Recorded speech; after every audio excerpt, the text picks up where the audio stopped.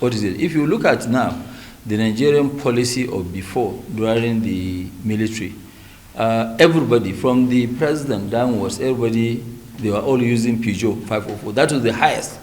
So when a president is using 504, you cannot come as a commoner, as a businessman, or whoever you are, to be using Rolls-Royce. You know, if you have money for Rolls-Royce, you should go and put up an industry in your locality or anywhere part of Nigeria, wherever that you feel there is a need. You know, and that's why really sometimes it pains me when I go to the local airport, whether it's here or Lagos. You see that to even find a parking of your plane is impossible. Everybody has a private jet. Those private jets should be in industries so that we can create jobs. Because today, luckily, you know, some people maybe they don't know the position of the country as we speak, because population growth is 8.7 million babies every year.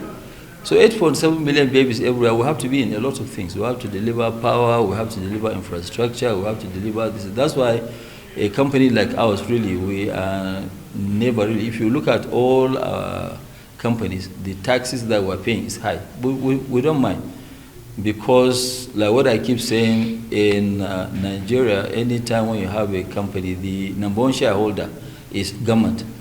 But, you know, so what we are looking for is that government should facilitate.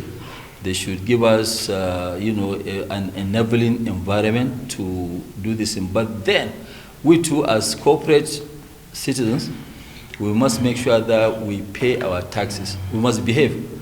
So it's a partnership. I cannot be cheating my partner. So when government now give us the environment of making money, we should also be conscious about doing our own civic duties.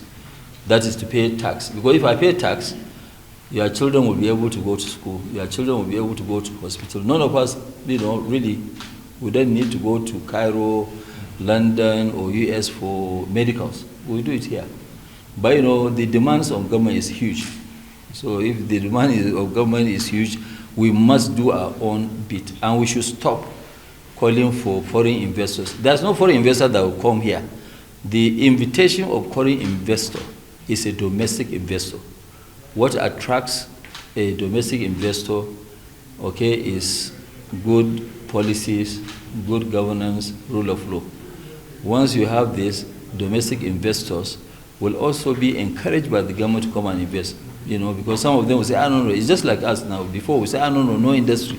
Because people who previously invested in industry, they didn't really survive, because smuggling, killing, textiles, like what happened to us in textiles. If we actually go back and think of what we did in textile, we had to sack 7,000 workers in one day because of the problem with the textile. But today, as we speak, you know, we said that no, we must industrialize our country. Nobody will do it but us. So when we industrialize, a foreigner will now come either to partner with us or partner with any Nigerian, but we want to remove this perceived risk, the real risk, and also the perceived one. You know, because when you see somebody investing, then fine. You know, I mean, it's like what I said to a lot of people. Have you ever seen somebody advertising for a restaurant? Nobody advertises restaurant at all. Okay, but you go and eat, the food is good, you tell somebody, that person too will go and try. So that's how we want to make our country.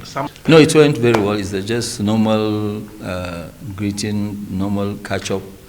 Once in a while, I sit down with His Excellency, we discuss about economy, the environment, and co. And it was a very nice, fruitful meeting.